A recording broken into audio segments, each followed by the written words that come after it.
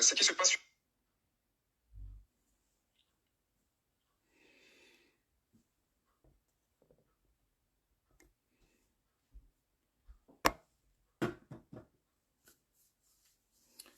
Désolé pour le retard, désolé. Parfois avec le VPN, on a des soucis, on a des difficultés. Haji Ousmane o yafoto moƴƴanom ɗo andi jango ko lendi miɗo niɓɓinde on ɗo c'est indépendant de notre volonté. Souhait amen on nun c'est de retarder de quelques 15 minutes le temps que yo trollji ɗin feƴƴu, mais VPN on c'est un souci. Deuxièmement aussi parfois natugol ngol ka studio creator, ça pose aussi un autre problème. Wa alaykum salam wa rahmatullahi wa barakatuh. On va pas retarder do nangata wigol e ngabade 1000 parce que déjà on faut pour yi hanking attaque yidi men hebiding tawa tu peux même pas voir les étoiles, absolument rien. Ay hondu ko ngol ko live harati a des soucis, tu vois rien, c'est juste tout ne s'affiche pas. Au moins c'est une chance mi do reni do commentaire ji modon ding ya Shuaib Kairaba Hadja Ousmane Amadou Gara andine lang hitongon sinonana de Ibrahima Ba Sengo Sierra Leone haray on salmitama bari bantingel bari salmitama mi salmina ɗo Ceerno Dia Sengo Sierra Leone Ali Momal hayno jang Hadja Ramata Hadja Aissatou Diallo Nene Ba ɓeɗo ko ɓe Swiss ɓen tuwo mi haynade ɗo bari Lamarana Jibril Bari haray on fof on salmitama si hitongono nanade andine alan fuɗoɗen kisan Abdallah Kindia Gomba ɓeɗo salminama moƴƴa non en régulier. Mamadou Aliou Diallo Thierno Corboya Bouba Sow est régulier. Le général oui c'est bon, ok ɓeɗo inni le son est bon. Bari Lamarana kadi inni le son est bon. Abdoulaye Mangol inni ko le son est bon. Donc أعوذ بالله السميع العليم من الشيطان الرجيم بسم الله الرحمن الرحيم رب اشرح لي صدري ويسر لي أمري واحلل عقدة من لساني يفقه قولي ربنا علمنا ما ينفعنا وانفعنا بما علمتنا وزدنا علما نافعا واجعلنا للمتقين إماما ويكاد الذين كفروا ليزلقونك بأبصارهم لما سمعوا الذكر ويقولون إنه لمجنون وما هو إلا ذكر للعالمين وما رميت إذ رميت ولكن الله رمى بل نقذف بالحق على الباطل فيدمغه فإذا هو زاهق ولكم الويل مما تصفون قل جاء الحق وزهق الباطل إن الباطل كان زهوقا ما جئتم به السحر إن الله سيبطله إن الله لا يصلح عمل المفسدين إن الله لا يصلح عمل المفسدين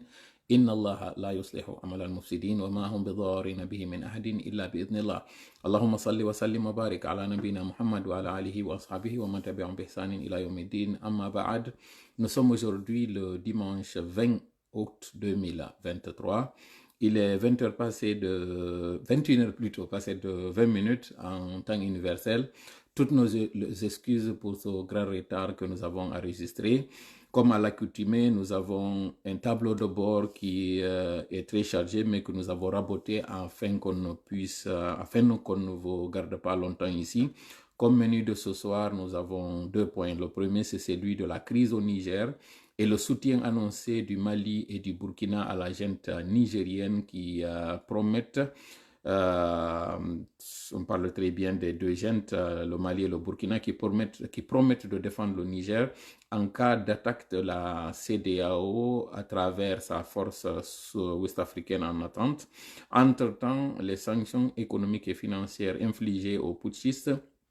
par cette même CEDEAO ont fait leur effet et ont conduit le général Tiani à faire un communiqué appelant au dialogue. C'est ce communiqué, fameux communiqué que vous avez écouté hier. Quelle analyse faire de ce discours et que vise la gente à travers cette main tendue, entre guillemets? Nous allons tenter de répondre à cette question et nous allons faire justement au niveau du deuxième point une sorte de voyage dans le temps, parlant justement de cette crise toujours, comment comprendre que ces militaires qui étaient venus avec une profession de bonne foi et qui avaient suscité un espoir se retrouvent dans un champ autre que celui annoncé auparavant à la prise du pouvoir. Première question, deuxième question. En d'autres termes, toujours, pour étayer la question que nous avons posée,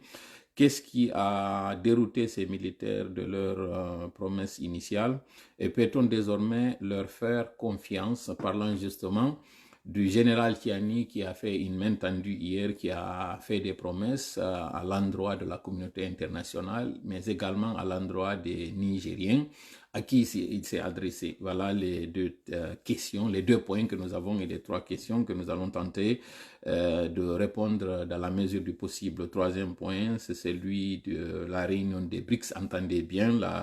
cette coalition des géants composés par le Brésil, la Russie, l'Inde, la Chine et l'Afrique du Sud. Voilà, ils sont actuellement en réunion, ils forment un forum pour discuter de comment faire face, pour comment casser la donne actuelle qui suppose que il n'y a qu'une polarité, il n'y a qu'un seul bloc qui est le bloc puissant, et cela, d'après eux, n'est pas du tout favoriser un climat de cohabitation, mais aussi qui n'offre pas plusieurs opportunités, plusieurs options aux tiers-mondistes que nous sommes. Voilà, donc c'est ce que nous avons ici. Et nous allons aussi parler de Kémy Kielba, qui est justement à cette rencontre, à ce forum. Et justement, il a un lien avec ce qui est en train de se passer dans cette sous-région, plus particulièrement au niveau de ces gentes, parce que lui et d'autres que nous allons citer dans ce direct-là se sont érigés en syndicats et ont formé, ils sont devenus des ambassadeurs, sinon parfois ils sont devenus des rabatteurs au compte de certains oligarques, mais aussi de certains groupements, disons, j'essaie de trouver l'expression qui colle,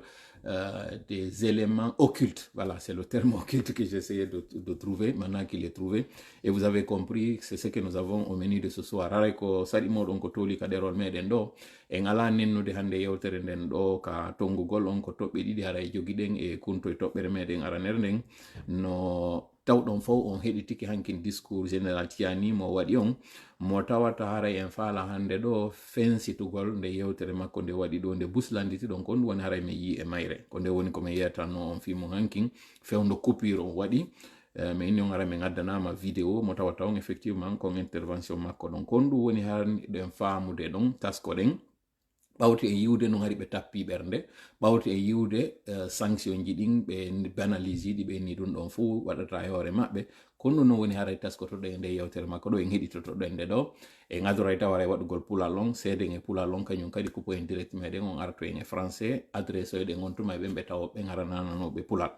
sen iwi ɗon e yiya hay e toɓɓere meɗen ɗimmere nden tawde no maridi juɓɓudi kañum e toɓɓere araner nden yiltitoɗen e ɗi gentiji ɗin fof tawɓe ɓen haray ɓe fodi CNRD e kañum CNSP e wano noon kañum kadi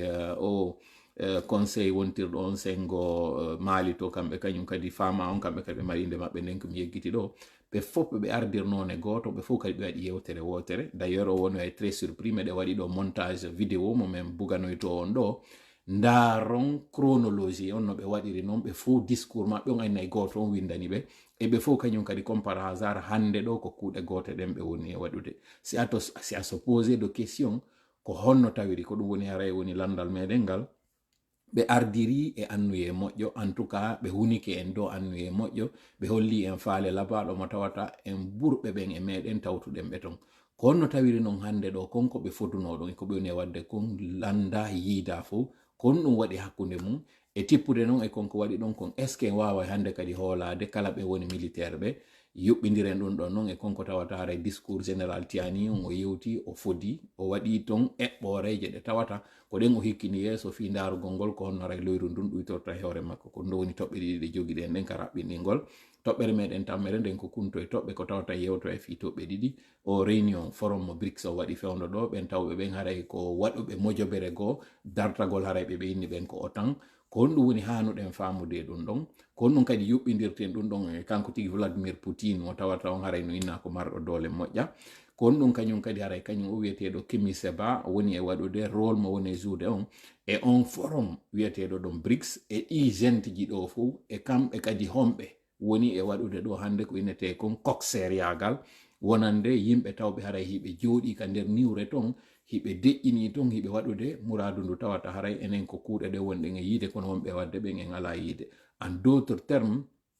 huɓɓuɓe yiite ngen enen hiɗe yiide non curkiki haray ko ɗum ɗo woni ko jogiɗen ka alluwal meɗen ɗo ko yewteten fi muɗum si Allah jaɓi e yetti non Allah fota no wowiri noon taw ɗon o heɗintinani en nde jonde meɗen ɗo nde tawata fewndo kam woni e wadde ɗo nde yewtere hiɗen wonduno e woɓɓe hanki ɓe tawata e wonda e maɓɓe hande ɗo mi profita noon ka occasion ɗo mi hiwro ɓeygure ɓe lengeren ɓen ko ɗum woni salɓe ɓen pita mi humpitike ɗo fatunde wadde ka ɓeygure maɓɓe o mo min noddayno on fewndo kam e wonno payko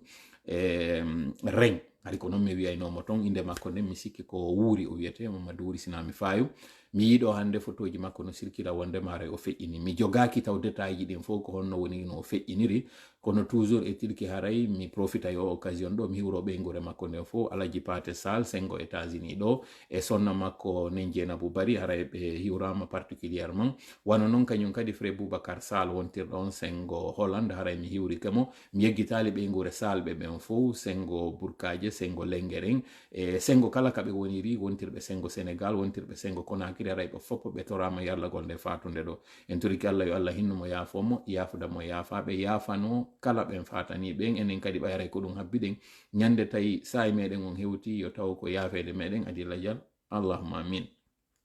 no mi wiri noon e yetti Allah no tawi ko kanko haray newnani en heɗintingol de jonde ɗo en torike mo yo waɗan en jonde nden barkinade yo longinan konko wonde sawaba mi hewtina ɗum ɗo no ɓuuri e neworade no ɓuuri e fewirde onon kadi yo okkoro on hakkil jentagol ɗum ɗo nana ɗum ɗo hutora ɗum ɗo no ɓuuri e moƴƴirde si ɗiɗo noon ɗiɗi waɗi haray yettemo kanko Allah mawninen fi makko kanko tun siko axe muɗum waɗi mi ari faljude fayode ma fawñade haray on waway faljitude lanka mi falji ɗon famon konko mi fawñi ɗon on wawon lellitude kala konko tawata haray lelli sina ɗiɗo fof ande seytane no añi sifande jonde ɗo mo wawi arde bonnande min o faljinanmi ka yewtere ma o faljinan on non ka faamu en toriki noon Allah yo dando ɗiɗo fof yo raɗo seytane ka jonde meɗen ɗo yo woɗɗinmo e meɗen enen e kala konko wonɗen e wadde kon no woɗɗidir hakkude funnangue hirnangue amin ya rabbal alamin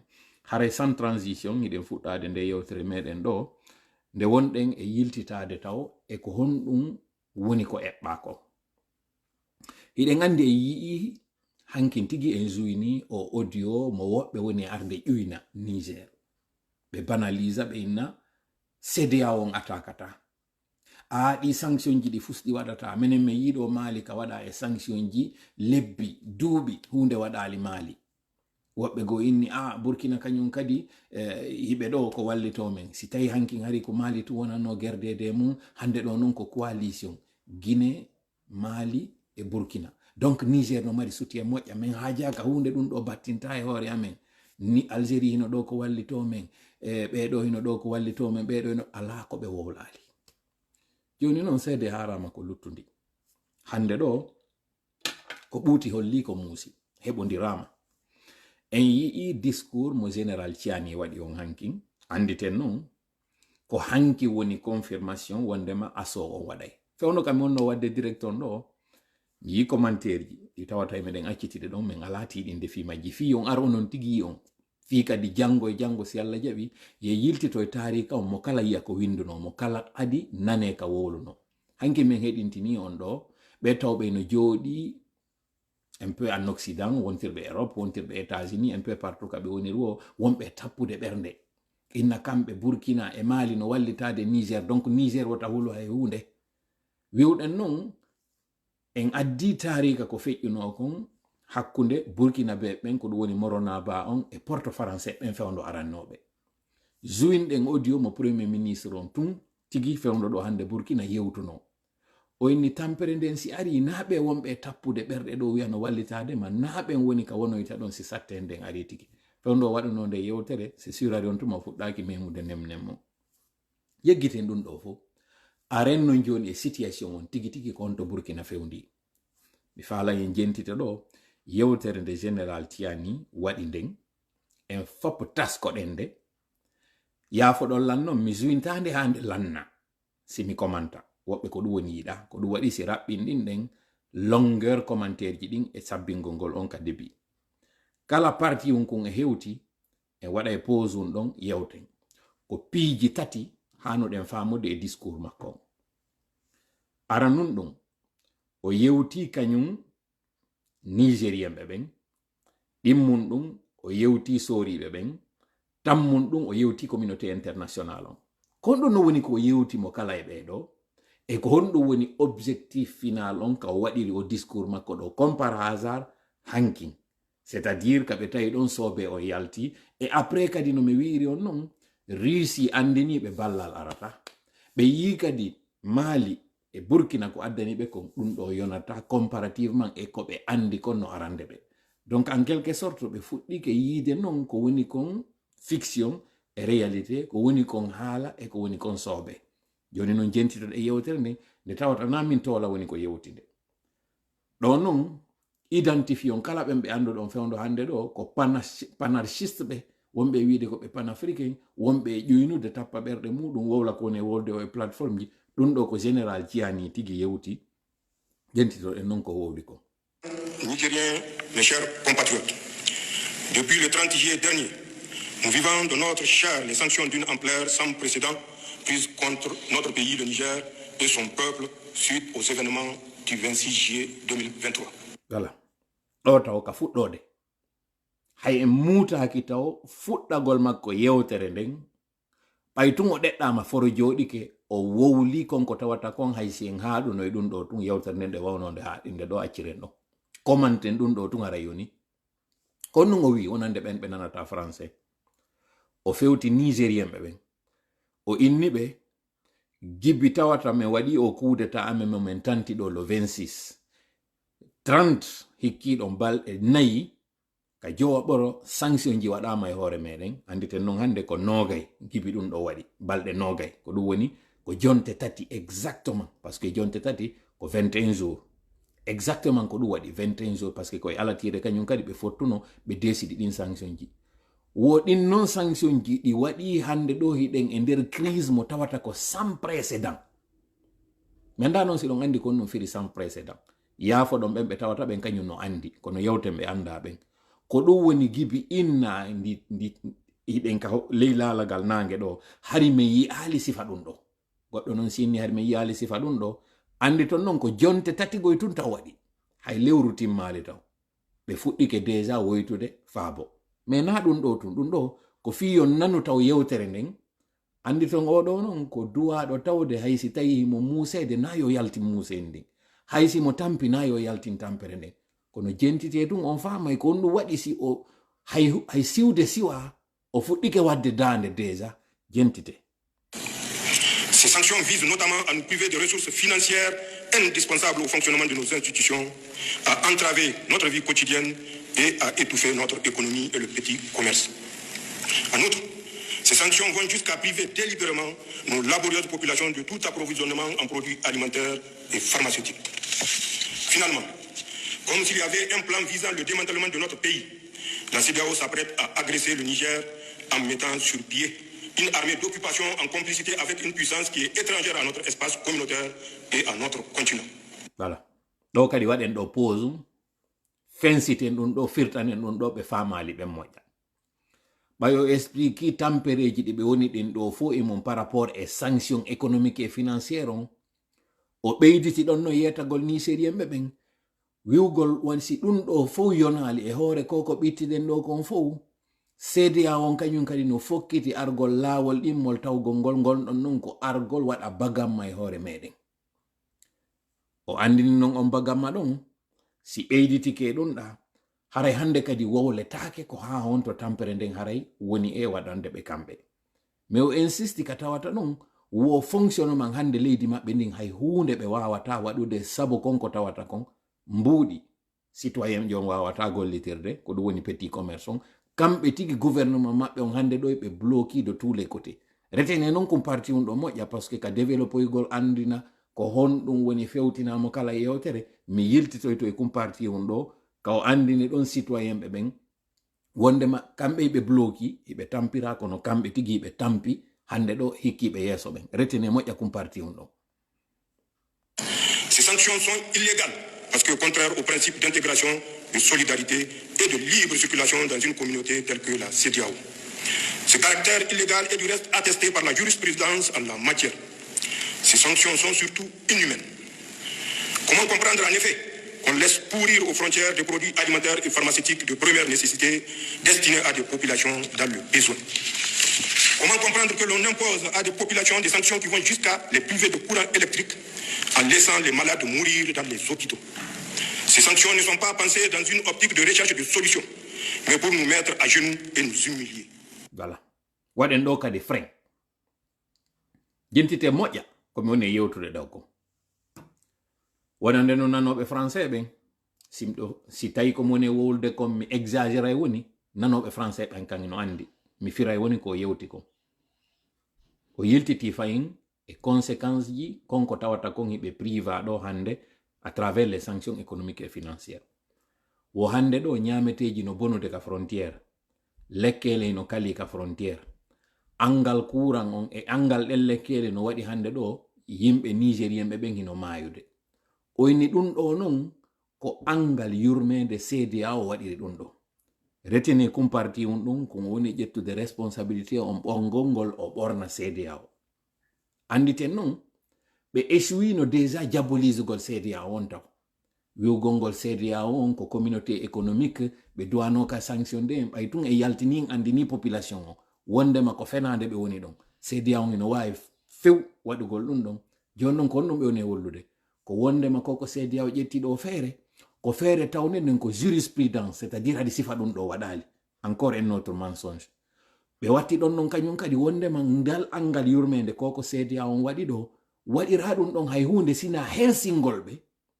adda ɓe ha ɓe jicco ka leydi ko ɗum non CEDEAO faala ɓe jiccinirde jentite yewtere nden miyeto non kon ɗum kadi woni ko ɓe visi ɗon. Comme vous le savez, elles ont été prises sans consultation préalable ni des autorités de transition, ni des instances régionales, ni des parlements nationaux, ni des populations sœurs des pays de la communauté. Nigériennes, Nigériens, mes chers compatriotes, ceux qui ont pris ces sanctions cruelles et menacent de tuer des milliers de Nigériens espèrent ainsi les diviser et imposer à notre vaillant peuple leur volonté. Voilà. Toujours mi firay goy woni miɗo andi reɗo nana kono ko langage diplomatique ko mi woni on e yaltinande parce que andi ton o discours ɗo ko équipe jooɗi windimo on équipe tawowo non seulement nayo juutu mais e nder kon ko raɓɓiɗi ɗon kon objectif maɓɓe on koye wonu aten kono kadi e nder yewtere maɓɓe ɗon nayo tawɓe yahay ha ɓe andina muusendi maɓɓe ndin fof na kadi yo ɓe andin fof faale maɓɓe on koye ɓe ndaaro objectif on ɓe cibla on ɗon ɓe heɓa kadi no ɓe hewtira on objectif maɓɓe ɗon ko ɗum ɗon woni but communication makko e nder non on communication makko ɗon himo yewtude konko tawata ko contre vérité wiwgol ngol ɗin sanction ji ɗon fof ko ɗi wonayi waɗirede ko ɓittinalngol ɓe ha ɓe tawata ɓe sonjike ɓe ara ɓe jicco ɓe jeeja mais ɓe jaɓa konko tawa ka kañum kadi duwaka jaɓede fi hon ɗum ɗin sanction ji ɗon ko ɗi illégal CEDEAO ƴettiɗi landaki ɓe kamɓe landaki kañum kadi population ji luttuɗi ɗin ɗum ɗo noon fof hara yoɓe andu kala ko waɗoyta ɗon conséquence koye hoore population woni e rewtude nde ɓe échouno tawgol ɓe yaltina population on ɓe waɗa ɓen boucli en yewti fi ɗum ɗon fof population on andi hande kadi décidi yaltantaɓe hiɓe gerde noon kañum kadi ɓe révoltina on population ɗon contre CEDEAO on andina o sonjamo jogi ɗon ɗo fof ko CEDEAO on woni ɓawo makko menen na menen au contraire menen en fof hiɗen mari tampere wotere nde hiɗen sonjodi goto nu mais ce n'est pas tout mi faala on jentito kum parti on ɗo parce que ko kun ɗo woni clé de vote fi andingol ngol dans les prochains jours ko on ɗum woni ko kamɓe ko ɓe eɓɓi. Ils pensent pouvoir nous contraindre à accepter par la force ce qui est profondément inacceptable car contraire à nos intérêts vitaux et à nos valeurs cardinales. Voilà. Ils veulent isoler notre pays à un moment où notre peuple a le plus besoin de la solidarité communautaire pour mieux faire face au terrorisme et à l'insécurité. Voilà. Oyni CEDEAO non ɗum ɗo fof ko woni e waɗirde ko fi jaɓingol men ko tawata mi wawata jaɓude fes en hana kadi jaɓugol fewndo ɗo CEDEAO on ko hanono waɗugol hiɗen mapori fewndo ɗo ballal terrorisme on hino jokkiri en ɗa hiɗen haton jini e wallitede hiɗen haton jini e yurminede fewndo ɗo kono na ɗon CEDEAO woni e waɗude ko ɓittinangol en waɗen ɗo noon pause par ce que sino on majja e fiilon mi yewti on ɓawoɗa nanen yewtere nden nde tawata ko kamɓe nigérien ɓe ɓen ata fewtinede yewtere nden o yewtiɗo fi division donc ça veut dire que kamɓe tigi ɓe yii hande ɗo fraction waɗɗo nder ton oɗo noon fraction kon no andirte taw go'o ɓe yi population on acci notade ɓe manipulation maɓɓe on acci jaɓade donc ils se disent que peuple woni divisé alors qu'il y a quelques jours kamɓe herɓe ni ɓe wawi federude jama o on nani statistique ji ɗi ɓe wiɗo ɓe heɓi terlen 95% yimɓe tawɓe no souteniɓe wo ko ɓe yaltuno ko ɓe wonno ka stade mo 30 000 personnes andinen noon Niger ko plus de 25 millions d'habitants woni Niger. Bref, kon ɗum no mi wi'iri noon woni objectif maɓɓe on à travers o acrobatie mo ɓe woni waɗude ɗo ko préparugol déjà mentalité jama on e konko tawata ɓe andi ils sont obligés d'accepter dans les jours à venir kono koye ɓe famin taw jama on sonja on en fo hiɗen e nder makko si on ɓittike ka commerce ji moɗon on falama yaltude waɗo manifestation ji contre amen ande menen tigi meɗen ɓitti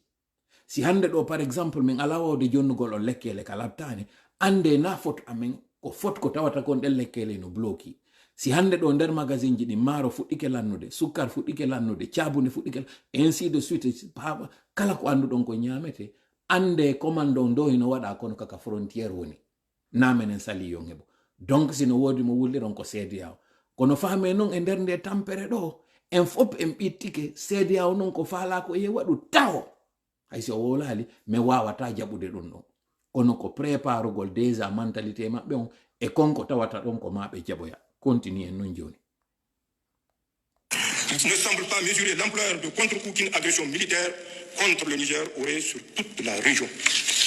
Il semble ignorer que c'est en grande partie grâce au professionnalisme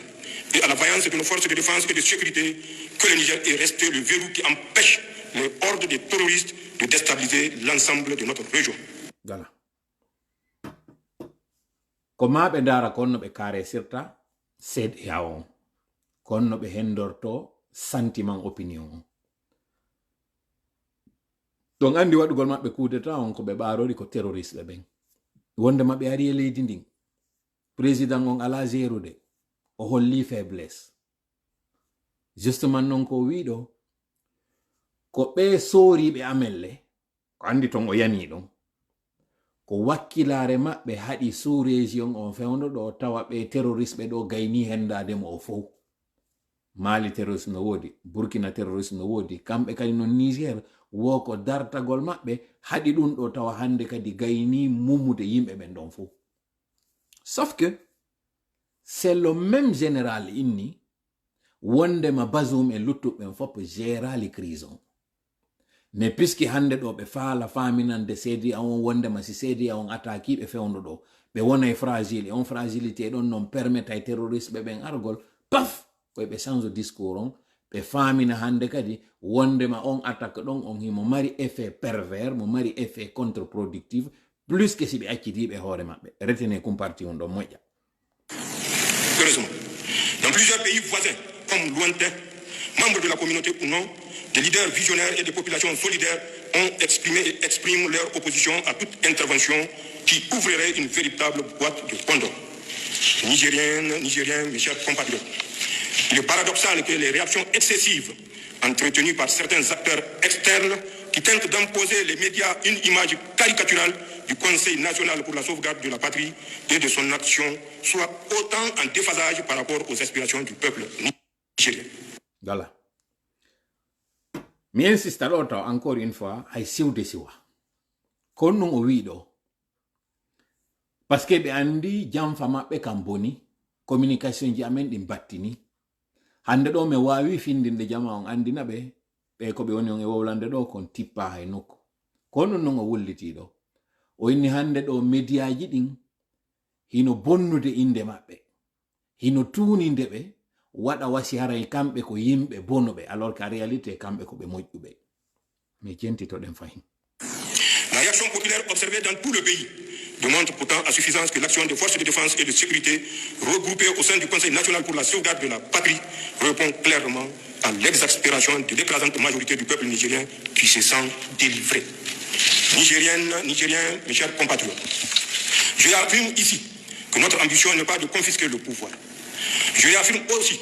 notre disponibilité à tout dialogue pour autant qu'il tienne compte des orientations voulues par le peuple nigérien, fier et résilient. Toute approche coercitive et ignorant la quête de souveraineté, de sécurité et de bonne gouvernance exprimée clairement par la population revient à ignorer les dynamiques profondes en œuvre dans les pays sahéliens abandonnés à leur propre sort depuis plus de 10 ans par ceux-là même qui, au lieu de les aider à combattre les maux qui les assaillent, veulent aujourd'hui les agresser. Voilà. Yewtere makko nden ko ɗo nde ɓuri fottude. Ko nde ɗo mi ɓuri yiɗude nde fof ko yewti ko. Parce que buye moɗon interpelluɓe men ɓen ɗo ko ɓuri concentrade koko ɓe nanoyta kon mo yewtoya ka fen wonde maɓe faala organise de transition mo feƴƴata 3 ans. Ce qui veut dire kamɓe ɓe concentré wi'ugol ngol ɓeɗo ɓe fondi ɓe rekilata. Jentite moƴƴa yewtere nden. Faamo moƴƴa langage diplomatique on. Faamo moƴƴa ko honto ɓe suti, ko honɗum ɓe woni e waɗude, ko honto ɓe fewndi fewndo hande ɗo. Iɗon andi CEDEAO on immini délégation tentative de coup d'état on waɗu tum. Patrice Talon fokkiti yawgo liida e maɓɓe. Tilibu tigi ɓay ko takko ɗon woni o fokkiti yawgo liida e maɓɓe. Ɓe sali fes avion je maɓɓe ɗen décola sakko ɗe atterrissa. Força ha ɓen ɗon ɓe yilti délégation go immina. On délégation ɗon immi ari ɓe accali o feƴƴa ka aéroport. À 2 fois. Finalement ɓe jaɓi yiidude muɗum ɓen ko président Tchad on et autorité morale et religieuse ko ɓeɗo ɓe udditani dambugal. Ɓe sali fes famotirde e ɓeɗa. Parce que hari on tuma hiɓe bewi, hari on tuma ɓe tappude ɓerde maɓɓe ɓe wiwa maɓɓe ala. Jonte tati tum. Nade hay lebbi tati. Jonte tati pet. Discours on sansi. La nouveauté c'est que kanko général Tiani o inni wondema o sonjaɗo o fof ko CEDEAO woni e sattinde parce que imo réaffirme encore une fois yomo fellintinde jama on wondema na argol jaɓugol laamu woni golle maɓɓe e ke kadi hiɓe udditi dambugal ngal fi yewtidegol donc dialogue on hen joni ɓe jaɓi mo. Mi faala ɗo no yen analyse nde yewtere makko ɗo. O wi ko tawata en fof piɗe reni na gonga. Wondema ouverture de dialogue no wodi e ke ko disposé négociugol. Anditen non discours ji maɓɓe no ɓe waɗi e communiqué ji ɗi maɓɓe ɗi ɓe wi ɗin ko ɓe inni wondema Niger ko pays souverain goɗɗo arata bonna ɓe on dynamique ɗon on e ke par conséquent ɓe ɗaɓɓa hay goto yo ari yewta ɓe goɗɗum. Kono ɗum faamuɗon ɗon ka yewtere taw ɗo en feƴƴude. Ko wondema ɓe ɗeɗɗama ha foro ƴoɓi e ke ɓe woni bloqué dow au mur ɓe tawi ballal ala arde population on non hande kadi fokkitaniɓe division waɗi ka nder armée. Yimɓe non inna ɗo joni towla na ɗum few o wi na ɗum o wi na kadi ɗum woni gonga e terrain on. Heɗi to ɗe yewtere makko nden parce que konko mi wowli ɗon hino ka nder yewtere makko ɗe jentité. En la vérité, la prise de pouvoir par les forces de défense et de sécurité, aussitôt fermement soutenue par nos vaillantes populations, s'inscrit dans un contexte de rejet des modèles sécuritaires et de mauvaise gouvernance faite d'injustice, de corruption, mise en œuvre par des régimes qui se prétendent démocratiques, mais qui en réalité dévoient et discréditent la démocratie. Le Conseil national pour la sauvegarde de la patrie adhère pleinement au principe du libre choix du gouvernement par les peuples. Mais pour que le peuple puisse choisir ses dirigeants, il faut un système transparent dans lequel les opposants ne sont pas emprisonnés ou exilés, dans lequel une véritable alternance est possible et dans lequel la société civile peut librement s'exprimer et manifester sans être inquiétée. Le soutien massif des populations au Conseil national pour la sauvegarde de la patrie au Niger, comme chez nos frères maliens, burkinabés et guinéens, entre autres, traduit non pas le désir d'une gouvernance autocratique, mais un désir de démocratie véritable, porteur de bien-être pour tous. Nous en sommes parfaitement conscients. Voilà. Mi anda kono mi ƴettitita yewtere nden fi yomi wawa faminde on konko o waɗi ɗo kon fungi acrobatie wi makko ɗo fo. O yewti fi Guinée, o yewti fi Mali, o yewti fi Burkina. Mais o yewti fi soutien mo ɓe wi ko soutien populaire. Jama maɓɓe on wallitike ɓe moƴƴa. O andini non wondema kamɓe ɓe wona contre yo taw gouvernance aray, c'est-à-dire régime constitutionnel aray. Naɓe contre ɗum ɗon. Ko CEDEAO landi ko naɓe contre. On andi o udditi taw dambugal e dialogue on, mais hollugol ngol mo bonne foi maɓɓe on, o andini wondema hinaɓe contre yewtidugol e maɓɓe. O andini kañum kadi naɓe contre yo taw expression populaire waɗay. Ɗen andi non expression populaire ko voix ji ɗiɗi. Ko voix de manifestation et voix d'élection. Ko ɗiɗo ɗiɗi woni manifestation soutien populaire on, adhésion populaire ou bien choix populaire. En d'autres termes ko faala wiide, men salaki jama yo yalto exprimo contrairement e ko wona wi'ede kon himɓe ɗen sali liberté d'expression wowle men salaki kañum kadi yo élection ji organisé mais à condition yo taw ko soit jama on naaɗi élection ji tawɗi ko bâclé en d'autres termes ko faala wiide Bazumina o démocratiquement élu élection ji makko ɗin ko contestable donc si tawi golle moɗon ɗen objectif moɗon on ko artirgol ko innete ko régime constitutionnel ko yo taw ko on régime constitutionnel mo tawata président on il est l'émanation du peuple ko ɗum woni acrobatie mo faala yewtude ɗo on jentitoɗen noon kadi fayin ouverture on changement de ton on et changement de position on radicalisation tawɗo on iwi jentite noon kadi yo moƴƴa. Nigériens, mes chers compatriotes, en tant que soldats, nous connaissons le prix d'une guerre. En tant que Nigériens et Ouest-Africains, nous trouverions tragique d'aller en guerre contre nos frères d'armes aux côtés desquels nous étions engagés hier pour sécuriser notre région. Voilà. Tappoɓe ɓerɗe ɓen fof wi are meɗen happi on are on tawa men ɗo min hukka yiite ko on hannde ɗo wi wondema ndaarugol noon o situation ɗo fof e andugol maɓɓe combien de fois ko ɓe fragile o tawarayno aali yo ɓe nangu e piiridugol nene gootoɓe maɓɓe ka sengo conci c'est à dire kamɓe yora paɗen ɓe tawno hanki ko kamɓe wonno wallidirde ko kamɓe wonno kan gooto ko kamɓe fof wonno nene gooto baba gooto ko honno ɓe piiridirta e ɓe fewndo ɗon noon kaɓe woni e wolde ɗum ɓe innayno pita kam wonno pay ko muse ba ñaaɗa ko escoroɓe ɓen o même moment Mali e Burkina kañum no wiide mayin ka gere mi wallitoto mayin mi waɗa ɗo noon pause mi andintina ñande mi arno mi wowli ɗo minni kanko ciyani o immini délégation yo yaw yetoɓe piiro si waɗi kaka amen wona e piirede ɓe araygo e tappa men hiɗon andi noon o wona suffisamment prêt ɓe wino mahin e gere on meɗen ɗo men sutenete mahin tawlo fus wisi inni wallitoto en donc tawlo fus o inni awa bismilla mahin o yino joni o andi ko position makko mo atino wolden ko kanko marno gonga koye pay koye ko yukkay moni e ella patatra discours on sanzi hande kadi ko wonno ɗo wiide ko kanko ari ɗo joni o fuɗɗike wonde hande kadi prêcheur de la bonne parole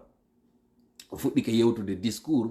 mo hakkil nanata o fuɗɗike ɗaatude mais na ɗum ɗo tun taho o yewtay woni konko tawata kon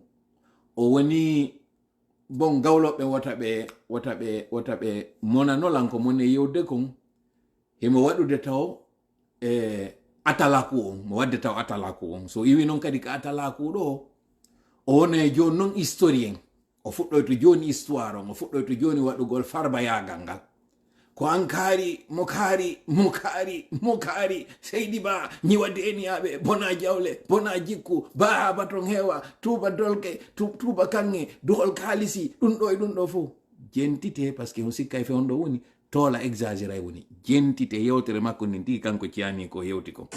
Nos populations qui sont les mêmes de part et d'autre de nos frontières trouvent aberrant d'être opposées les unes aux autres. En somme,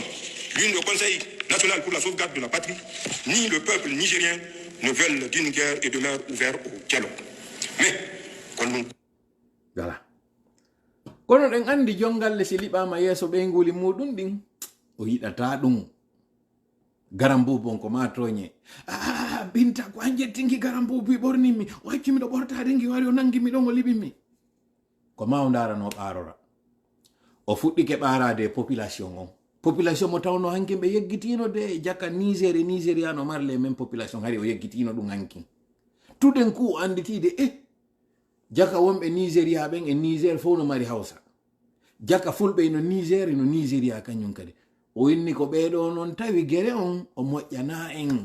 en wawata piirude en duwaka piirude andi onon kadi noon onon on anda sama kala on anda goɗɗo wonde si ari naati e laamu ɗum annike on tigi wonde yeggitayi onon kadi non on famali komi wowli kon na ɗum woni e wiide komi wi mi jentitela moƴƴa komi wi kon min ara jaɓugol ngu laamu min salaki ordre constitutionnel o aru gere ko no waɗirte gere fi on ɗum pourquoi waɗirte gere ko yimɓe wotuɓe ñenen fo onon kadi mais quand même onon kadi acce ɗum ɗon ko on ɗon e wadde minen ɗo won ɗon e arde ɗo ndaari no ñoriran ɗon men dolokeji mum ndaari ɗum ɗo fo ene on ara piyo yimɓe moɗon onon armé nigéria o yeggiti hawsaɓe no ɗo o yeggiti fulɓe no ɗo o yeggiti ɗiɗo fof mo andintinte ɗi kono ɗo han joni taw o waɗali daane nden par ce que han joni o fuɗɗaki farbayagal ngal ko histoire ji ɗin one yewde taw jentite no moƴƴa. Comprenne bien, si une agression devait être entreprise contre nous, elle ne sera pas la promenade de santé à laquelle certains croient. En effet, ils trouveront face à eux 26 millions de Nigériens, les dignes fils de Dunama Dibanami, de Idriss Anaouma, de Mohamed Kosso, de Mohamed Nafarko, de Amadou Tanim Kourandaga, de Suleiman Anchintouma, de Kausen Ab Kedda, de Tankasawa Aboregi, de Babari Soba, de Bawa Jean Gwarzo, de Akazama Ari Kulumba, de Mali Bero, de Ousmane Tanfodio, de Soni Alibert et de Askia Mohamed, entre autres.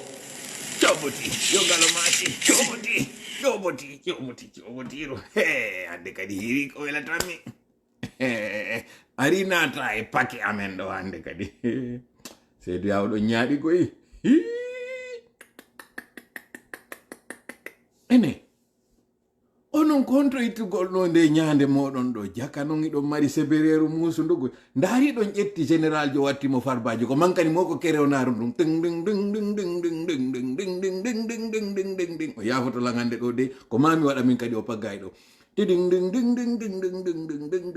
ko min haalanma ɗum ko nden ñande noon kaari kaari ko nden ñande o ƴettuno kafa makko kan o ƴetti bajaleti e makko ko ɗum woni e waɗude ɗo ko sendi wo ko keronaru ndun si keronaru ndun hande ƴettama ɗo ka woni e wiide ɗo do akbanga tungu tanga nde ɓe kaari e kaari ko leƴƴi ɗin Niger o woni e lintude ɗo finalement sorijo on hande kadi ko hoolori ko population jon koko woli ɗo fof ko ma o ɗaɓɓa sorti ka hollata wondema awa onon no wonɓe arde ɓen ɗo toon sikku mi huligo e mi hula ko jama on wonmi e anditande on non jama ande son inni ɗon arde ata ko men ɗo on aray taw on jama on ɗo aray ɓe habbi on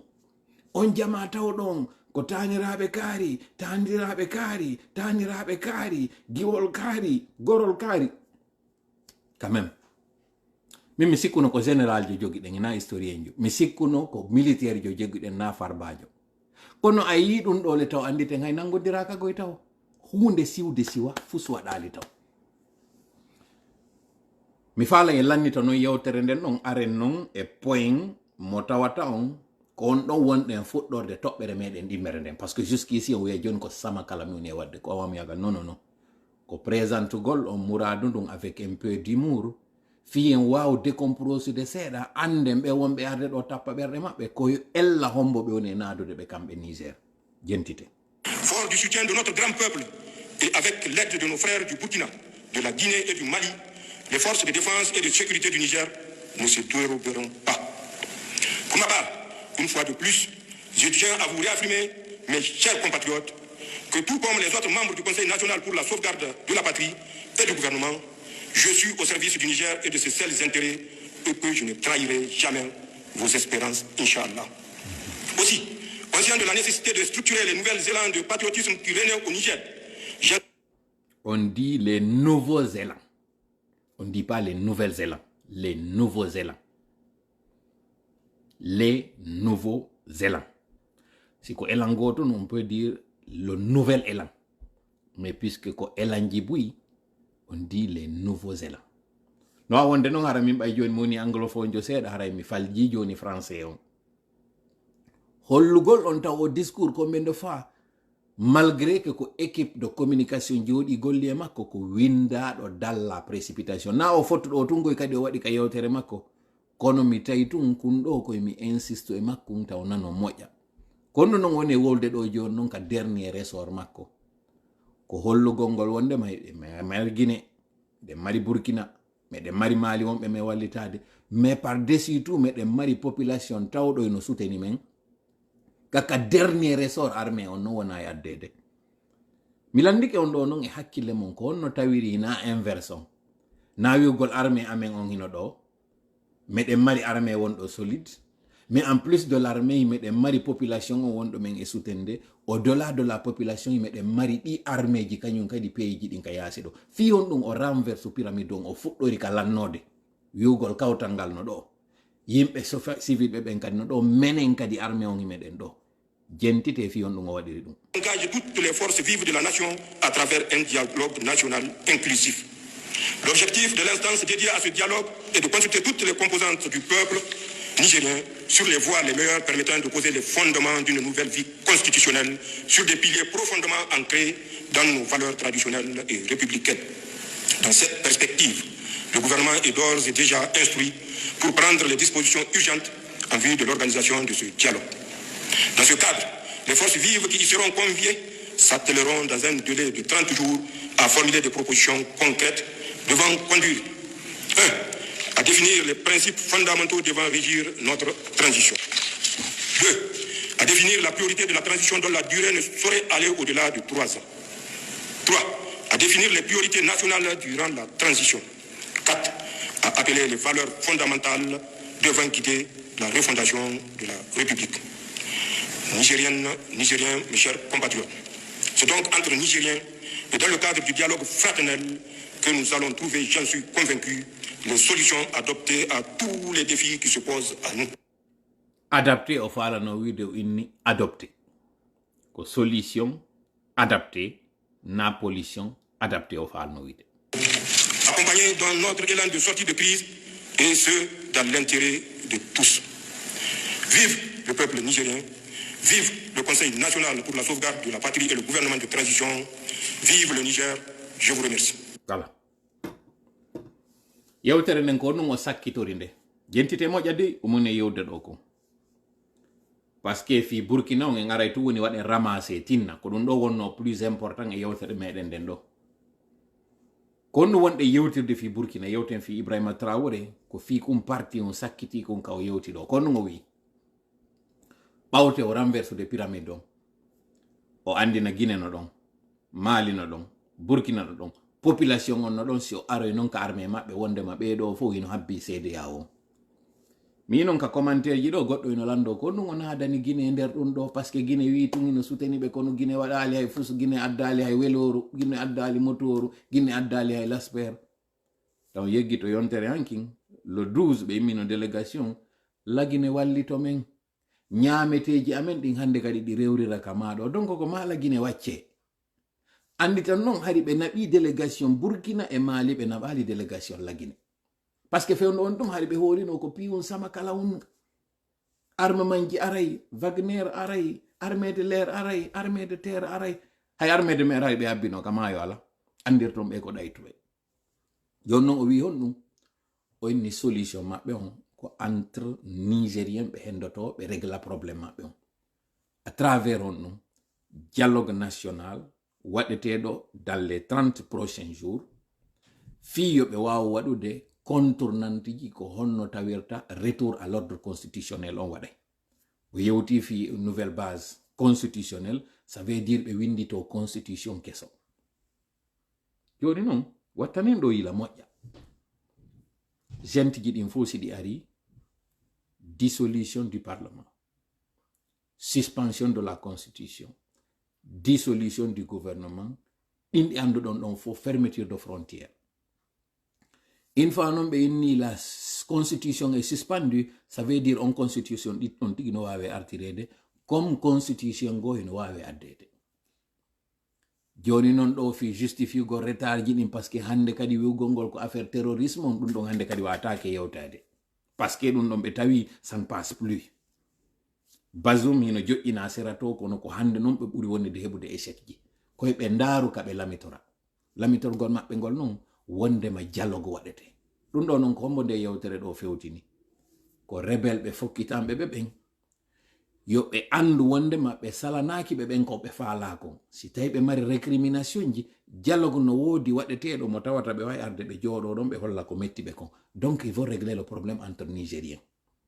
ensuite kañum kadi o adressé armée on mo andi on hande ɗo divisike yo armée on bembungo dey mais règle woni ko régleté kon tinna me yaha e nder non règle gol ɗum ɗon transition amen on o feƴƴata 3 ans fuɗɗoɗen non deuxième point on parce que question ko est ce que si ɓe wi ɗum ɗon hollali han joni ɓe falaka rekilde si tawi noon ɓe falaka rekilde est ce que ɓe wawe jonnede crédit est ce que ɓe wawe jonnede le bénéfice du doute wondema ɓe hunnayi hadi maɓɓe ndin fiyen faamu ɗum ɗon mayin e transition sakkiti ɗon c'est à dire Burkina waɗu ɗon le 30 septembre 2022 jentitoɗen discours mo tawata on kanko Ibrahima Traoré o yewtiduno e journaliste ɓen comme par hasard jentitoɗon konko o yewtuno kon kanko Ibrahima Traoré pou a innay ko kanko woni ƴetti joni ɓe discours wi yewtuɗum ɗo jentite ko wonno ko. Ce qui se passe sur le terrain, c'est que il y a une tentative du président donc Damiba, oui, d'entraîner les forces à un affrontement.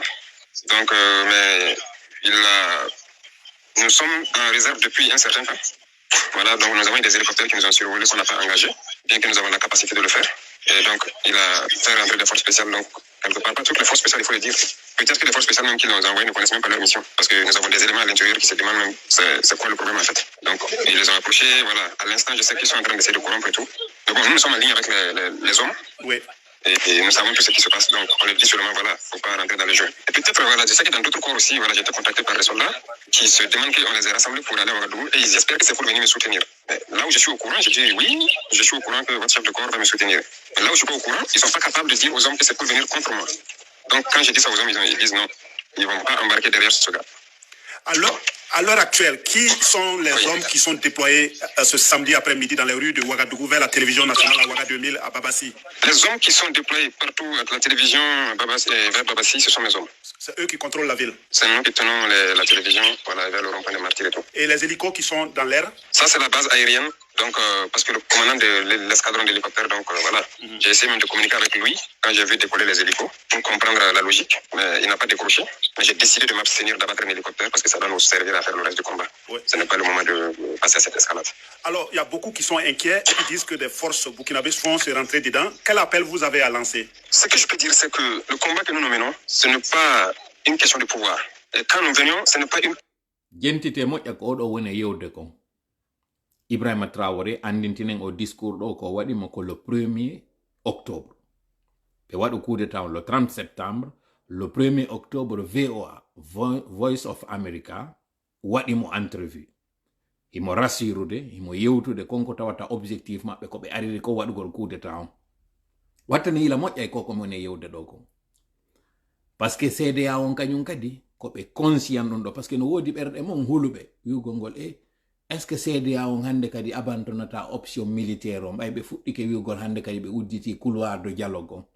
est ce que ɗum ɗo waɗata hande kadi CDA on rekila par ce que CDA on no wiide no privilégie dialogue on est ce que ɓe na tan ɓe woni e ɗaɓɓude ha faabo immo arana ɓe est ce que ɓe hina kuji est ce que ji ɗin ɗuuɗi joni noon comme par hasard jentite no structure défense makko wiugol ngol taw militaire ɓe ɓen fof koye ɓe fop yo ɓe wonu e ɓaawo hunde wotere nden c'est à dire nantodirgol wallitomo kanko ɓe iwa ɓaawo Damiba par ce que andentinen fewndo ɓe waɗi coup d'état on ko contre militaire jogo kadi ɗimojo maɓɓe ɓe waɗunomo o wi noon kanko wo c'est pas une question wiugol ko pouvoir ɓe faala jaɓude exactement ko ciyani woni e wolde ɗo kon wondema kanko kadi goye naafi laamu naafi argol jaɓa laamu few hiɗen anditi kañum kadi Mamadi Doumbouya ko arno ko wi'en hiɗen anditi kañum kadi plus loin d'ailleurs en 2008 un certain Dadis Camara ko wi'uno nous ne sommes pas venus au pouvoir plus loin en 2002 kañum kadi hiɗen andi un certain Robert Gueye nous sommes venus pour balayer la maison ɓe fop si ɓe ari goye ɓe arata ɓeyna meɗen ari ƴettugol laamu ngu si ɓe ari ko ɓe wiyata ko men ari ko règle gongol dans un bref délai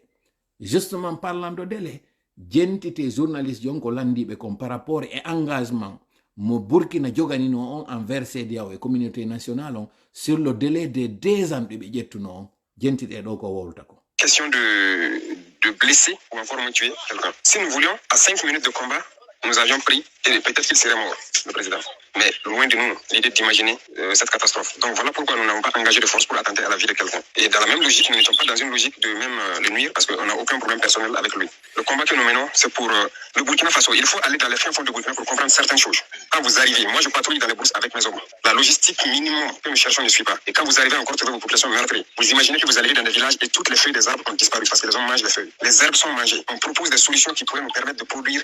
et de protéger ces gens-là. On ne nous écoute pas. On a tellement proposé de solutions et j'ai compris que finalement on fait de la politique au lieu de faire ce que nous devons, c'est pourquoi nous sommes venus. Parce que n'oubliez pas que moi je suis acteur majoritaire de ces événements du 23 et 24 janvier. Alors les gens se demandent quel genre de transition vous allez mettre en place. Est-ce que ce sera une transition militaire ou civile? Ah non, pas militaire, pas forcément militaire. Quand on dit une transition militaire, c'est trop dit. Le communiqué d'hier est assez clair. En attendant les assises qui vont choisir un président. Voilà. On a ni kadi ko yewti fi assises yi en attendant les assises qui vont choisir un président. Toujours la même chose. Donc kanyum kadi yikiani kanko kadi ko inni yora 30 jours ko nder in 30 jours ji don be défini sata contournante ji din point ji itawata ko din don gérata transition. C'est-à-dire chartron tawo wonko régi sata dum membre de gouvernement on e kala ko yewtete fi mudum odo kanyum kadi comme par hasard o yewti fi assise. Mais ce n'est pas tout. Similitude donc point commun ji din entre promesse di Ibrahima e waduno din e odo kanyum kadi ko woni wade kon comme par hasard. Nous ne sommes pas là pour du pouvoir. Et comme je l'ai dit, je suis dans mon gilet, dans mon casque. L'idée même c'était de descendre quelque part avec les mêmes hommes qu'on m'a tués pour faire un nettoyage. Donc l'idée n'est pas le pouvoir. Ça ne nous intéresse pas ça. Ça empêche de vivre tranquillement, si je peux dire en fait. Mais nous voulons combattre, nous voulons protéger la population, nous voulons sortir notre population de cette misère, de ce sous-développement, de cette insécurité. C'est ça le combat. Nous sommes avec les hommes, nous les voyons comment ils tombent souvent pour des inhabilités. Et pendant que des chefs sont assis, ils ne se soucient aucunement de l'homme. L'homme c'est important. Il faut tomber avec lui dans l'herbe, combattre, rouler et comprendre la souffrance que nous endurons.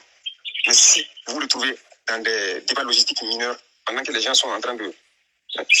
devenir des milliardaires derrière, c'est cette bourgeoisie de la hiérarchie que nous déplorons aussi. Parce que nous, pourquoi les hommes sont avec nous? C'est parce qu'ils connaissent nos objectifs, ils nous connaissent très bien ce patriotisme qui nous anime. C'est ça la réalité. Donc partout dans Burkina, dans tous les corps, vous n'allez pas arriver dans un seul corps où vous n'allez pas entendre peut-être parler de moi. Pas parce que je suis le plus gentil ou quoi, parce que je fais le terrain avec la plupart.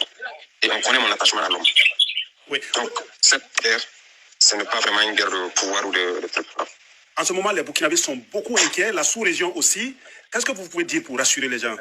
Tout ce que je peux dire, comme je l'ai dit, nous tenons nos positions. Nous n'avons vraiment pas eu l'intention, peut-être que c'était une erreur de nuire au président. Mais voilà qu'il nous a pris pour ennemi. Mais nous allons encore essayer de donner une chance. À défaut de cela, nous serons obligés de lancer un appel à beaucoup de soldats burkinabés qui vont rallier la capitale, ce qui n'est pas forcément bien pour nous. Mais nous pouvons rassurer la population de rester sereine. Nous avons nos plans. Nous avons écrit tout ce que nous voulons. Nous avons ces partenaires que nous voulons, avec qui nous voulons travailler. Nous avons tout ce que nous voulons pour pouvoir sortir ce Burkina de cette situation. Voilà. Ndare do kadi exactement stratégie moya wadi on. Mais de mari population on ko ni men e wallitade. Men nodda armée on kanyon kadi wallito men. Mais o yino wadi syntax on do wi gongol be wonbe résistude be non. Si be satini yo be andu meden mari population on ni meden mari kadi armée on. Odo kanyum kadi la même chose woni wolde. Sauf que o yada ko contre frères d'armes mabbe dans le même pays. Tiani non ko contre frères d'armes dans d'autres pays. Mais c'est la même chose, la même stratégie. Jusqu'ici, go en arali taw ko mi fala yo jento kon engagement mo wadani non e CEDEAO jentite do question journaliste par rapport aux 2 ans ndaren don non hande do au discours ko mo wannomo ko le 1er octobre o wadonomo 2022. Hande do nous sommes le 20 août 2023, ce qui veut dire à presque bientôt un an. CEDEAO a fait ce communiqué hier où elle insiste sur le maintien du calendrier qui a été établi. Est-ce que c'est votre entendement? Oui, peut-être même moins que ce calendrier. Moins que ce calendrier. Quand nous faisons l'estimation, le programme que nous voulons mettre en place, nous n'avons pas besoin de 12 mois même pour passer à plus de 60%. Donc, on n'a pas besoin seulement de 2 ans pour ça. Donc, le calendrier de la CEDEAO est large même. Parce que vous ne comprenez pas les aspects militaires. C'est des petits problèmes logistiques et des considérations de la valeur humaine. C'est ça le problème. Donc, c'est ce qui nous a amenés ici. Donc, le calendrier de la CEDEAO, ils n'ont pas à s'inquiéter. C'est pas un truc pour... comme je vous dis, c'est pas le pouvoir qui intéresse les gens. Voilà. On a ni ko yewti do ko bay journaliste hollande ke mo. ndara combien de temps waɗo parce que VPN non kadi komi ndarumo on est déjà 1 heure de temps. Je n'ai que là 15 minutes tout au plus mi garay non ara hewtali ɗon ɗon o inni wo CEDEAO on hanama paade 2 ans ɗiɓe yewtiti ɗin e dami ba minen min hajaka e ɗin moins de 12 mois hare minen min gayni konko tawata ɓe landi men ɗo min waɗu donc na une question de temps anditen non ciyaniɗa kanko ɗo ko wi o wiyali 5 ans o wiyali 3 ans o wiyali 2 ans ko o wi'i chronogramme ɓe waɗata on e durée de transition maɓɓe on no saurait excéder 3 ans ça veut dire qu'on 3 ans ɗon ɓe huuli fi hon ɗum ka yewtere kamɓe hande ɗo ɓe jonna 6 mois c'est une victoire juuɗe maɓɓe parce que ko ɓe faala ko jullere ka ɓe jooɗo ɓe wawa waɗude noon sifa ko ɓeɗo waɗi kon joni noon ɗum ɗo ko yewtere makko nden no fewndo ƴettuno pouvoir on mi faala feƴƴinde audio on o fo mi yahoya ka fen jentita ɗon yewtere makko nden no discours on sangiroy ɗon fewndo adi o jooɗi yeeso Poutine yewtere nde o waɗi ɗum nde mais ado ɗum ɗon on constat makko mo waɗi o non kanko e VDP ɓen jentite moƴƴa ɗum ɗo. Qu'on se pose, mais nous n'avons pas de réponse. Et il se trouve qu'ici, nous pouvons laver donc notre linge sale parce qu'on se sent en famille. On se sent en famille en ce sens que la Russie est une famille aussi pour l'Afrique. C'est une famille parce que nous avons la même histoire. La Russie a consenti d'énormes sacrifices pour libérer le monde du nazisme pendant la Seconde Guerre mondiale. Les peuples africains, nos grands-pères, ont été déportés de force aussi pour aider l'Europe à se débarrasser du nazisme. Nous partageons la même histoire en ce sens que nous sommes les peuples oubliés du monde. Qu'ils soient dans les livres d'histoire, dans les documentaires ou films, on tend donc à balayer le rôle prépondérant qu'a joué la Russie et de l'Afrique dans cette lutte contre le nazisme. Nous sommes ensemble parce que, actuellement, nous sommes là pour parler de l'avenir de nos peuples, de ce qui va advenir demain, de ce monde libre auquel nous aspirons, de ce monde sans ingérence dans nos affaires internes. Nous avons les mêmes perspectives et je souhaite que ce sommet soit l'occasion donc de pouvoir tisser de très bonnes relations en vue d'un meilleur avenir de nos peuples. Les questions que mes générations se posent sont les suivantes, si je peux me résumer, c'est de ne pas comprendre comment l'Afrique, avec tant de richesses sur notre sol, avec une nature généreuse, de l'eau, du soleil en abondance, l'Afrique est aujourd'hui le continent le plus pauvre. L'Afrique est un continent affamé. Et comment se fait-il que les chefs d'État traversent donc le monde à mendier? Voici les questions que nous nous posons et que nous n'avons pas de réponse jusque-là. Nous avons l'occasion de tisser de nouvelles relations. Et j'espère que ces relations puissent être les meilleures pour donner un meilleur avenir à nos peuples. Ma génération me charge aussi de dire que, par ce fait de pauvreté, ils sont obligés de traverser l'océan pour essayer de rallier l'Europe. Ils meurent dans l'océan. Mais que prochainement, ils n'iront pas traverser parce qu'ils viendront devant nos palais pour chercher leur pitance quotidienne. Voilà. Tawno ɗon ka debi innuno ɗon min haajaka e laamu ko min ari ko regugol probléme terrorisme ko min ari ko regugol probléme leydi ndi min sécurise ndi comme par hasard o yimmi o ye risi ndu lewru feƴƴundu ɗo d'ailleurs ndu wondu ɗo na feƴƴundu ndu ndu ɗo tigi ndu ɗo e jonte feƴƴude ɗo ka fuɗɗode mayru o explique ton wondema il est question hande kadi ko richesse ji ɗin ka leydi ko tawata kon gouvernement arɓe ɓen fo waɗali golle fus donc en faami jaka ko fuɗɗorde ko dambogal ɓe one ɗaɓɓude une fois ɓe ari ɓe naati hande kadi noon ɓe yeggita e few ɓe wowlata few fi décision fi promesse initial on mais jusqu'ici koko yewtiɗo on nanino kono no woodi ɗo parti no gasari kon o nanali tête à tête mo heɓidi on e Poutine ɓay ɓe jooɗike mi faala yo jentito o ɗo. Nous nous offusquons en Afrique, nous sommes bien contents. D'accord. Donc bonjour à tous, Monsieur le Président. Donc c'est un honneur pour nous d'être là ici. Jentite moƴƴa yewtere nde o waɗi nde par ce que mi sikka buy e mo yii nde ɗo ko tête à tête entretien mo ɓe waɗi on délégation makko on e kanko Poutine ka ɓe jooɗino o andi o wowli kon en fof e yii ɗum ɗon ko fewtini ko yewtere nden e Macky Sall en Ambalo en e luttuɓe en fof konko ari o yenni ɗon président ɓe ɓen ko tawno ko naa ɗum fewɓe ardino e laamu ɓe arano fi waɗugol politique ɓe arano fi neɓugol ɓe arano reglugol probléme chômage ɓe arano reglugol ko ɓe ari ko reglugol probléme terrorisme sécurise Burkina jonnita Burkina situation sécuritaire muɗum o comme par hasard o yalti e ɗum ɗo fuu o naatoyi e nder sunture go lowre go nde tawi na lowre makko ndu o furfarani nder ton joni noon yi'e ɗo andon noon anarchie on e ko waɗi ko Niger ɗo hande ko honno tawiri o yalti hay ka leydi makko ɗon o yehi e leydi go waɗoygol anarchie jentite ko wi kon. Ouais, ça c'est le deuxième sommet, comme vous avez pu le constater hier. Et je tiens à donc, vous signifier l'amitié, donc, surtout à cette étape actuelle, qui est très ardente entre les peuples burkinabés et les peuples russes. Et je puis vous rassurer que la situation donc, que la Russie vit actuellement avec l'opération militaire spéciale, vous avez en tout cas le soutien du peuple burkinabé et le soutien donc, de notre gouvernement. Hier, les échanges, comme vous l'avez dit, ont été de divers ordres. Nous avons pu donc apercevoir donc, la diversité des problèmes des uns et des autres et les besoins aussi. Et ce matin, nous allons plus nous attarder sur ce qui nous concerne. Vous avez déjà évoqué le volet diplomatique. Ça a été dommage que l'ambassade soit fermée en 1992, mais je pense que nous avons déjà entrepris les démarches nécessaires pour la réouverture. Et donc, c'est un point que j'avais souligné et on souhaite que ça puisse être fait le plus vite, que ce soit l'ambassade ou la mission militaire. Actuellement, la sous-région est donc un peu mouvementée par tout ce que vous savez, donc le désir de changement des différents peuples. Voilà, nous ne dirons pas le désir de changement de partenaires, mais le désir de changement de la politique. Et ce qui amène donc forcément à tourner dos à nos partenaires traditionnels et à nous tourner vers donc, les vrais amis, que sont donc la Russie, qui nous ont soutenus depuis la période donc, de décolonisation jusqu'à aujourd'hui. Dans ce sens, je pense que pendant le sommet, vous avez compris donc au Niger, il y a eu des événements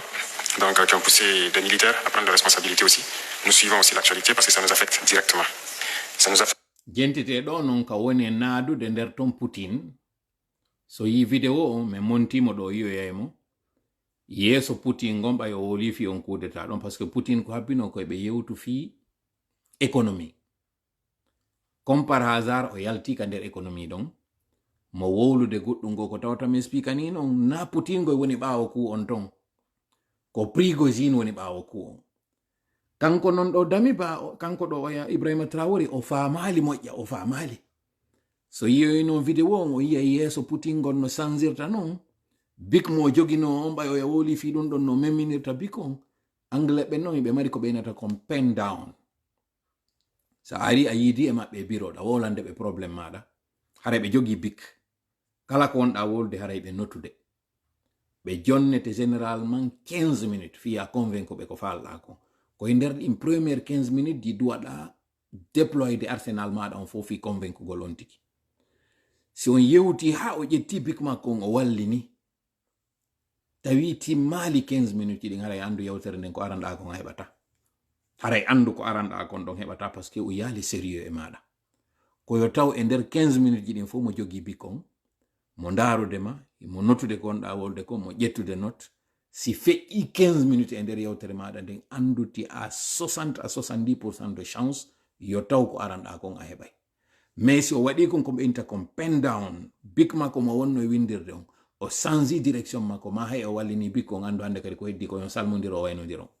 ɗum ɗon noon entrevue travail kala ko wiyete business rencontre so yewti ha bik mo jogi on o wallinimo haray andu hande kadi mura andu ndu boni so yoyi noon vidéo on o yiya jungo makko ngon ko memminto e bik on kon yeeso makko ngon ko hiñƴata ɗon kon ɓayo woli fi ɗum ɗon o moosali o weltorali kanko noon Ibrahima ɓayo anda e ko wona jentite ɗo ko o darata kon hande kadi ko onno wawirta wadde récupération kanko mo sikka o waɗi golle moƴƴe pusgol ngol Niger ha ɓe waɗa o kudeta ɗo mo sikka kanko so wolani ɗum ɗon Poutine o wi Poutine ar wallidiren wallito men soutenant men e ɗum ɗo par ce que hande ɗo luttuɓɓen fof no wiide o kudeta ɗo Russie no ɓawo mum jentite no woni e waɗirde noon fi yollugo Russie nder ton. En ce sens que hier après mon allocution à la pause j'ai eu des échanges avec certains chefs d'État qui pensent donc nous pointer directement du doigt être auteurs donc de ce qui se passe dans la sous-région. Donc ça veut dire aussi que indirectement voilà, certains pensent que c'est l'effet donc de la Russie. Et comme vous pouvez le constater sur la plupart des médias occidentaux qui continuent donc de véhiculer ce genre de messages. Donc c'est un paramètre à prendre en compte dans la diplomatie. Il se peut que dans les jours à venir, ce pays connaisse des sanctions.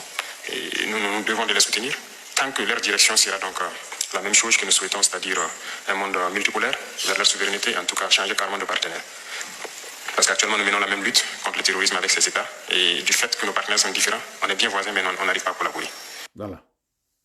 Jentite no yewtiri non ndara combien de minutes heddi ɗo voilà on a déjà atteint 8 minutes je dois clôturer ɗo dans les 7 minutes à venir parce que ko 1h15 minutes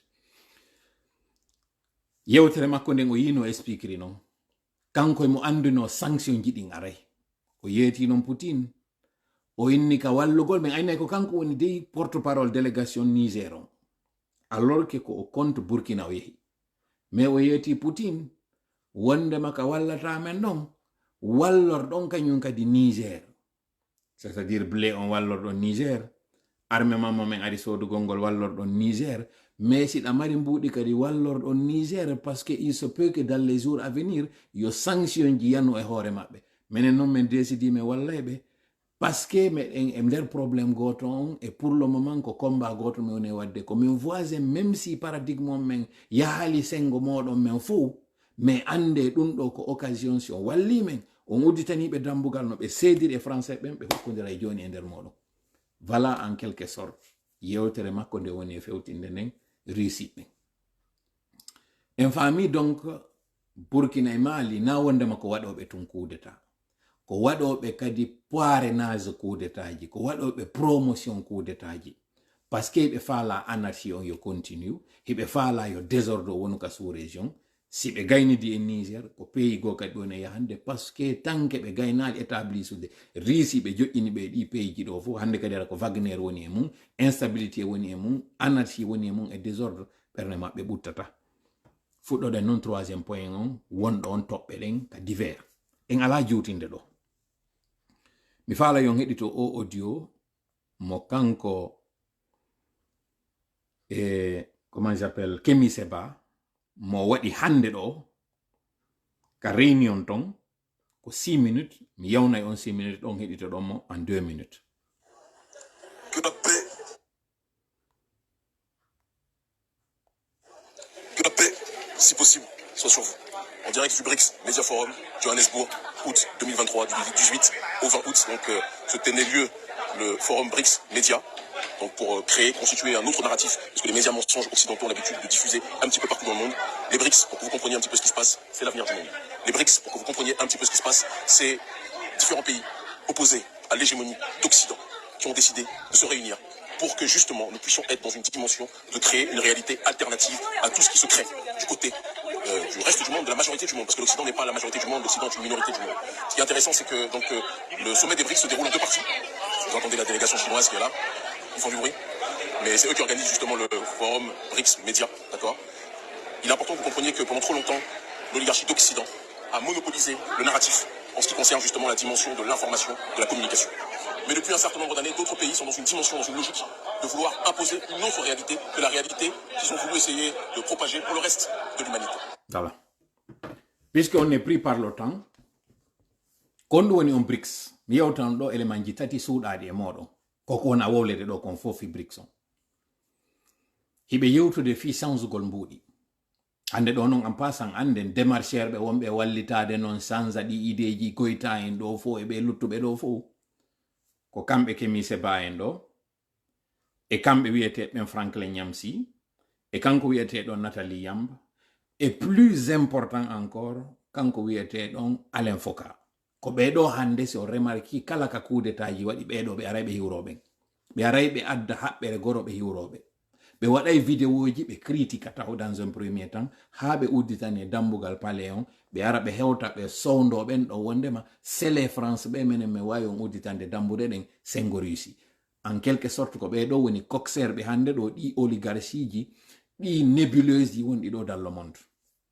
E mardi si Allah jaɓi, mi développanayi o moƴƴa audio ji makko kanko ɗo, lienji ɗi o mari di e Hezbollah, c'est-à-dire iranien ɓe ɓen, lienji ɗi o mari ɗi en o Prigozhin, avec des preuves à l'appui, document ji yaltinaɗi e hoore makko, e hawre nde o heɓituno nden kanko e réussi à un moment donné o rekili, ka woni reconnaissude kanko tigi mbuuɗi ka ɓe jonnimo, andon ɗon no wondema ɓe yeeyay on woni hande ɓe sukaɓe ɗo. Mais ka solano tiyan kon ɗo retineten e BRICS on, c'est que ka wi'a maɓɓe wondema heɓe wadde coalition go, ɗin pays ji tawɗi en wi ko ɗi jowi: Afrique du Sud, Inde, Chine, Russie e kañum Brésil. Ɓe moƴƴina mbuuɗi tawɗi ɗin hande kadi wo harayna dollar on. Kon ɗum noon fameten e nde yewtere maɓɓe ɗon. A supposé ɓe yaha ɓe moƴƴina ɗin mbuuɗi. Famon ɗin mbuuɗi ɗon, an o wonɗo lagine.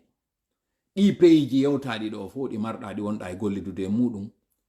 ko Chine e Russie. Afrique du Sud ala yaade soodoya to marchandise.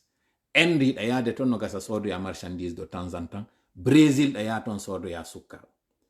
Joni noon on mone maɓɓe mo ɓe wi ɗon ɓe moƴƴinoye. Ɓiɗɗo maɗa on ko honto o yahata o janngoya l'école. Na Europe e Amérique. yawgol lekkol makko ɗon on si innama par exemple on mbuuɗi ɗi ɓe woni e moƴƴinde ɗon on ɓe jaɓata ɗin mbuuɗi ɗon ɗin mbuuɗi haray kon ɗum ɗi nafoyayma ɗi nafatama e hunde ɗin ɗi ɓe woni e moƴƴinde donc a réalité ɗum no wawi o bitcoins wona ɗum wowlede ɗo fi muɗum e mi lannitora yewtere nden andingol on sommet BRICS ɗon Vladimir Putin ala arde tawemo fi hon ɗum manda dare international mo ɓe mokino on ɗo e saayi o waɗi effet makko on ko o président jo leydi kono wata arde o assistoya on ɗon on joni noon innama mo mari doole innama on manda dare ɗon on nafoyta hay fus yaltunoɓen fo mokiɗon ɗon yahe sivo e on fewndo ɗo ni on forum hino wadde ɗon Vladimir Putin ko o lanɗo ko kanko wonata le seul président absent mo aroyta hewto e on ɗuma ɗon ɗum ɗo fof ko yetagol on hon ɗum entre ko ɓe waɗanta on propagande ka nder médiaji ɓe faaminana on sanction waɗata hay hunde e goɗɗo kaari no dolni kaari kañum ko intouchable ko ni ɓe wowlirno e Oumar el Béchir ko ni ɓe wowlirno e hoore Kadhafi finalement ɓeɗo fof honto ɓe woni hande awa hande ɗo kañum kadi ko no yawiti sanction ji ɗi Nations Unies on waɗano e hoore makko kanko Vladimir Putin ɓayo yeeyu attaque e Ukraine hande ɗo ɗin sanction ji ɗi koye o forum ɗo ɓuroto yiwde ɗi parce que kanko wawata yaade o tawoyo o forum no mo ɓe inni ɓe yaade toon ɗaɓɓoygol doore fi algol dardoyo ɓeeɗa ɗo womi lannitade yewtere nden mi tori kala e wonu ballo meɗen hawrindina e sawaba nde kuppude o direct o mi arto e goɗɗo go taw ɗon exclusivement koye français donc onon tawɓe on heɗitike ɗum ɗo ça sert à rien yon aroy ɗon parce que c'est la même chose mi répétoyta mais à la différence que konko mi yewtoyta ɗon ko fiiɗi pays ji luttuɗi kamɓe kadi yoɓe andu konko tawata ɓeɗo ɓe waɗi ɗon on ara hino juuti par ce que ɗi audio ji ɗo mi joynayi ɗi haaɗi lanna ɗiɗi mi fuɗɗi ɗo fof konko kupaɗo kon fof mi joynayi ha lanna ça sera à peu près 1 heure de temps mais onon haray c'est pas la peine hara yaha e waalo ɗon mi weltanike on fota en jonnidiri rendez-vous e talata on sella jaɓi en yewto e fi Alain Foka en yewto e fi Franklin Nyamsi en yewto e kañum kadi fi blogueur ɓe guinéen ɓe tigi taw ɓe sont en collision ɓe recrutanoma no ɓe wona e yoɓirede compte ji maɓɓe no wona e naɓiranede mbuuɗi ɗin noon à travers PayPal ko honno tawiri fewndo ɗo hande c'est des gens qui sont au service ɗin oligarchie ji riche ji alors que ɓe jooɗi noon e nder ɗi pays ji disposition ji ƴettama e hoore maɓɓe dans les jours à venir o yahi compte ji maɓɓe ɗin ɗi fermete dans les jours à venir procès ji waɗa e hoore maɓɓe ɓe nangay ɓe ɓe yaa ɓe ñaawa ɓe ado ɓe nattude ɓe haray hande kadi ils ont bani ɓe artoyta hande kadi Europe donc mi wola ɗum ɗo fof ɓe nana gibi fewndo ɗo ɓe anda kon ɗum woni ko ɓeɓɓanaɓe si e mardi noon si Allah jaɓi mi aram développé nem tori kala wono ballo meɗen hawrindina e sawabu allahumma amin allahumma salli ala sayyidina wa sallim wassalamu aleykum wa rahmatullahi wa barakatuh